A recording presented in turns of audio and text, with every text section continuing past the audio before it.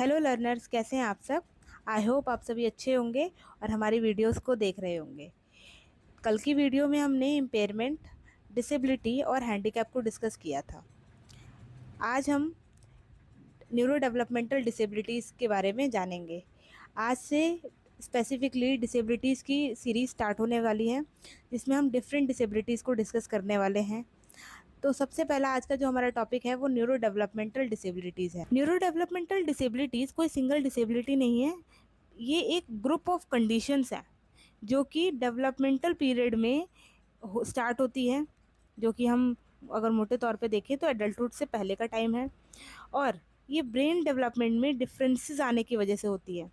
और ये किस चीज़ को इफेक्ट करती है? लर्निंग को, कम्युनिकेशन को, बिहेवियर को, मूवमेंट और सोशल इंटरेक्शन को भी। आगे चलते हैं। अब हम DSM-5 के अकॉर्डिंग एक बार न्यूरो डेवलपमेंटल डिसऑर्डर्स को देख लेते हैं। ये ग्रुप ऑफ कंडीशंस हैं जिनका ऑनसेट पीरियड है डेवलपमेंटल, और इसमें क्या होता है, डेवलपमेंटल डेफिशिएट्स देखने को मिलते हैं। कौन कौन से एरियाज़ में? पर्सनल, सोशल, एकेडमिक और ऑक्यूपेशनल फंक्शनिंग। ऑक्यूपेशनल फंक्शनिंग हमारी डेली लाइफ रिलेटेड जो भी एक्टिविटीज़ हैं उसमें उसको हम अगर बेसिकली मोटे तौर पर देखें तो वो ऑक्यूपेशनल फंक्शनिंग के अंदर आती हैं। और पर्सनल जो भी एरियाज़ हैं या सोशल एरियाज़ हैं, एकेडमिक, ये सब चीज़ें अफेक्ट होती हैं due to this neuro developmental disorder. आगे चलते हैं नेक्स्ट स्लाइड की तरफ। हम इनके कुछ टाइप्स को देख लेते हैं। वैसे ये एक अम्ब्रेला टर्म है, इसमें काफ़ी सारी चीज़ें आ जाती हैं, लेकिन हम मेनली 5 टाइप को देखते हैं। सबसे पहला है स्पेसिफिक लर्निंग डिसेबिलिटीज़, फिर है ऑटिज़म स्पेक्ट्रम डिसऑर्डर, थर्ड है ADHD that is attention deficit hyper activity disorder, fourth है इंटेलेक्चुअल डिसेबिलिटीज़ या डिसेबिलिटी, और फिफ्थ है हमारा मोटर डिसऑर्डर्स। अब इनको हम एक एक करके आगे देखते हैं। सबसे पहले हम स्पेसिफिक लर्निंग डिसेबिलिटी को डिस्कस कर लेते हैं। A specific learning disability is a neurodevelopmental condition that causes persistent, unexpected difficulties in basic academic and learning processes. Despite normal or above average intelligence, it is not a reflection of a child's intelligence या effort or teaching quality. अब हम widely समझते हैं कि क्या कहना चाहती है डेफिनेशन, कि न्यूरो डेवलपमेंटल कंडीशन है ये पहली बात। तो दूसरी चीज़ कि इसमें ना बेसिक एकेडमिक स्किल्स में और लर्निंग प्रोसेसेस में बच्चे को डिफ़िकल्टी फेस करता है वो, जैसे कि रीडिंग, राइटिंग और अर्थमेटिक या मैथ्स कह सकते हैं।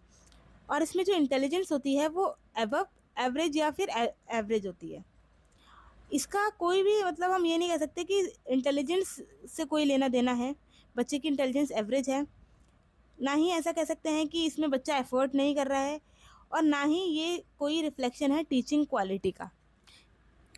ये एक न्यूरो डेवलपमेंटल कंडीशन है जो कि ब्रेन रिलेटेड किसी डिसफंक्शन की वजह से हो रही है, ना कि इसमें कोई बच्चे की इंटेलिजेंस का कोई रिलेशन है या उसके एफर्ट्स का कोई रिलेशन है, या ना ही इसमें कोई टीचिंग क्वालिटी का कोई रिलेशन है।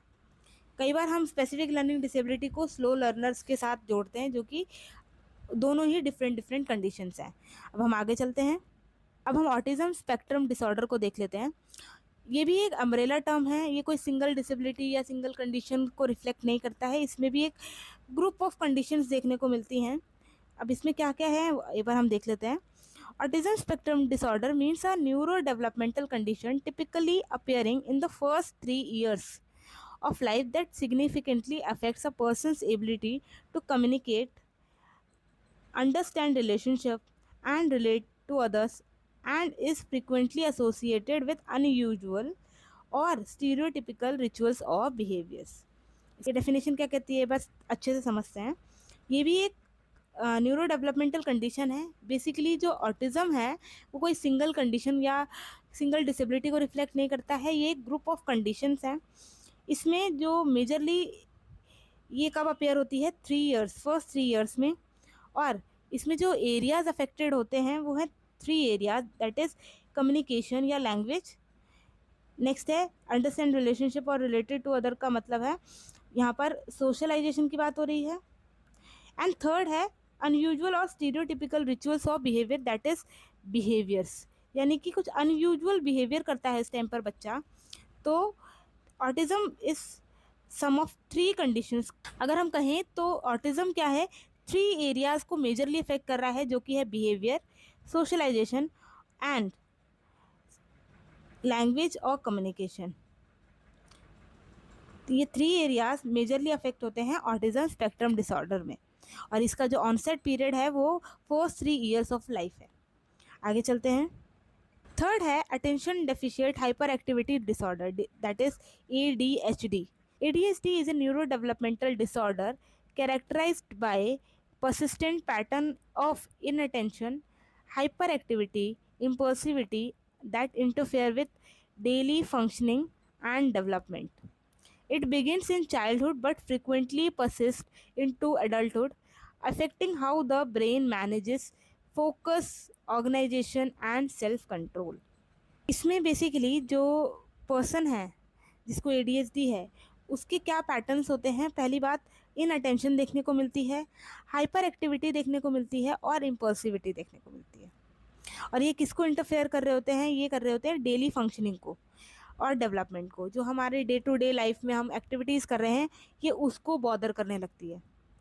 ये बेसिकली स्टार्ट तो चाइल्डहुड में होती है, लेकिन अगर अनक्योर रह जाती है, अगर हम इसमें इंटरवेंशन नहीं कराते या नहीं ध्यान देते, तो ये आगे एडल्टहुड तक कंटिन्यू रहती है।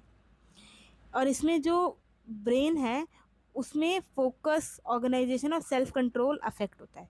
यानी जो पर्सन है वो फोकस करने में प्रॉब्लम होती है, उसको ऑर्गेनाइजेशन में प्रॉब्लम होती है, और सेल्फ कंट्रोल में उसको काफ़ी ज़्यादा प्रॉब्लम देखने को मिलती है। नेक्स्ट स्लाइड की तरफ चलते हैं। Intellectual disability. Intellectual disability is a neurodevelopmental condition characterized by significantly below average intelligence and impaired daily adaptive skills such as communication, socialization and self-care.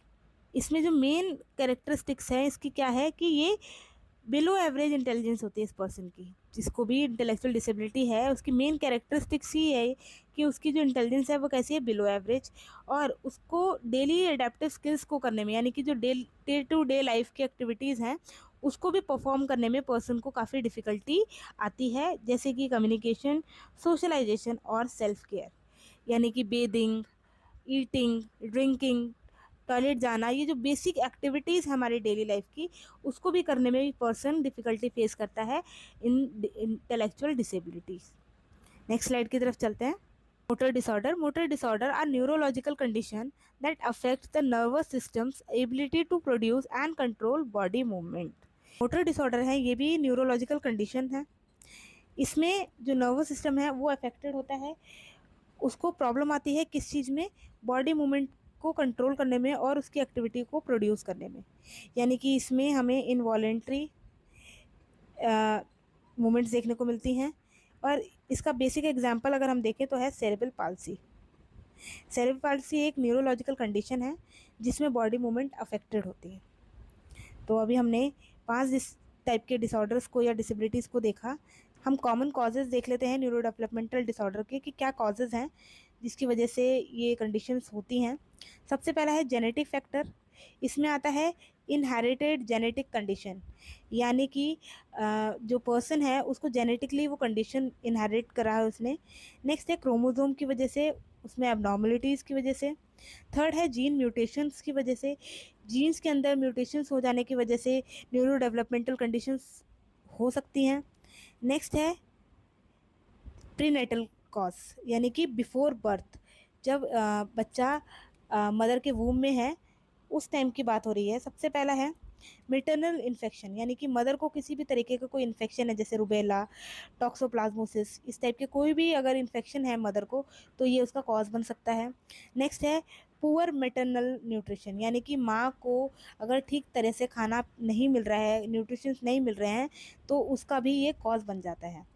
Third है किसी भी तरीके का ड्रग्स लेना, जैसे कि अल्कोहल, टोबैको, या और भी किसी तरीके का अगर ड्रग कंजप्शन है माँ का, तो वो भी इसको इफ़ेक्ट करती है। फोर्थ है एक्सपोजर ऑफ टॉक्सिन, किसी भी तरीके से माँ कोई भी टॉक्सिन्स ले रही है या उसको एक्सपोजर मिल रहा है उसका, तो ये उसका रीज़न हो सकता है। नेक्स्ट है कुछ पर्टिकुलर टाइप की अगर कोई मेडिकेशंस माँ ले रही है ड्यूरिंग प्रेगनेंसी, तो कहीं ना कहीं ये भी एक कॉज हो सकता है। नेक्स्ट स्लाइड की तरफ चलते हैं। अब हम पेरिनेटल कॉजेज़ देख लेते हैं, यानी कि ड्यूरिंग बर्थ क्या कॉजेज़ हो सकते हैं। सबसे पहला है प्री मेच्योर बर्थ। बच्चे की जो बर्थ है वो प्री मेच्योर है, यानी कि 280 डेज से अप्रॉक्सीमेटली पहले का अगर पीरियड है तो कहीं ना कहीं प्री मेच्योर डिलीवरी के अंदर आता है, और ये कहीं ना कहीं कॉज बन सकता है न्यूरो डेवलपमेंटल डिसऑर्डर का। नेक्स्ट है लो बर्थ वेट, यानी अगर किसी बच्चे का birth weight 2.5 kg to 4 kg के बीच में लाई कर रहा है तो दैट इज़ नॉर्मल। अगर इससे कम है तो वो लो बर्थ वेट हो जाता है, जो कि कहीं ना कहीं कॉज बन सकता है न्यूरो डेवलपमेंटल डिसऑर्डर का। नेक्स्ट है बर्थ एस्फीजिया, जिसमें कि डिलीवरी के टाइम पर लैक ऑफ ऑक्सीजन बच्चे को सप्लाई हो रहा है। इस केस में भी कहीं ना कहीं वो एक कॉज बन जाता है न्यूरो डेवलपमेंटल डिसऑर्डर का। नेक्स्ट है बर्थ टाइम पर कोई ट्रॉमा, किसी तरीके की कोई इंजरी है या कोई ट्रॉमा है बच्चे के साथ, या वो भी कहीं ना कहीं इसका कॉज बन सकता है। नेक्स्ट है पोस्ट नेटल कॉज, यानी कि आफ्टर बर्थ क्या कॉजेज हो सकते हैं वो देख लेते हैं। सबसे पहला है ब्रेन इन्फेक्शन। बच्चे को यहाँ पर कोई अगर ब्रेन इन्फेक्शन हो जाता है, जैसे मेनिंजाइटिस, इंसेफ्लाइटिस काइंड ऑफ कोई भी इन्फेक्शन है, तो वो कहीं ना कहीं इसका कॉज बन सकता है। सीवियर हेड इंजरी, बच्चे को सीवियर लेवल पर कोई हेड इंजरी या कोई ट्रॉमा है उस वजह से हो सकता है। नेक्स्ट है माल न्यूट्रिशन, बच्चे को अगर न्यूट्रिशन पूरे नहीं मिलते हैं, कहीं ना कहीं ये भी एक कॉज बन सकता है। नेक्स्ट है एक्सपोजर टू इन्वायरमेंटल टॉक्सिन्स, बच्चा किसी भी तरीके का इन्वायरमेंटल टॉक्सिन्स के साथ उसका एक्सपोजर है ज़्यादा, तो ये भी लीड करता है कहीं ना कहीं इसके कॉज को। एंड लास्ट है uncontrolled seizures in early childhood, या बच्चे के चाइल्डहुड के टाइम पर, अर्ली चाइल्डहुड बेसिकली अगर सीजर्स हैं अनकंट्रोलेबल, तो उस वो भी कहीं ना कहीं आगे जाकर एक कॉज बन सकता है न्यूरो डेवलपमेंटल डिसऑर्डर के लिए।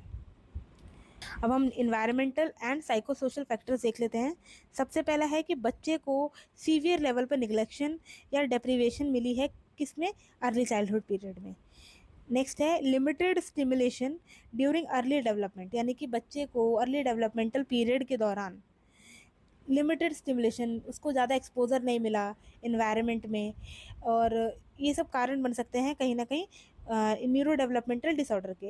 लास्ट है chronic exposure to environment pollutants, जो इन्वायरमेंट में आज के टाइम पे इतना ज़्यादा पॉल्यूशन है, और अगर कोई पर्सन उसको क्रॉनिकली काफ़ी लंबे टाइम से उसको एक्सपोजर उसको मिल रहा है इस इन्वायरमेंटल पॉल्यूशन का, तो ये भी कहीं ना कहीं एक लीड कर रहा है ये कॉज को, किसके, न्यूरो डेवलपमेंटल डिसऑर्डर के।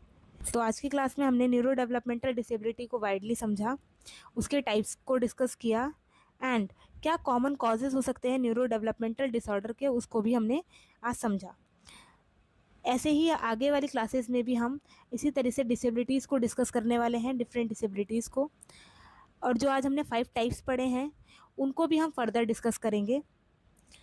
आई होप आप सभी को आज की वीडियो अच्छी लगी हो। आप सभी को अगर वीडियो हेल्पफुल लगी हो तो प्लीज़ उसको लाइक करेंगे, शेयर करेंगे, एंड अभी तक अगर आपने हमारा चैनल सब्सक्राइब नहीं किया है तो प्लीज़ सब्सक्राइब ज़रूर करें, और वीडियोस की नोटिफिकेशन के लिए आप बेल आइकन को ज़रूर प्रेस करें। Thank you for watching.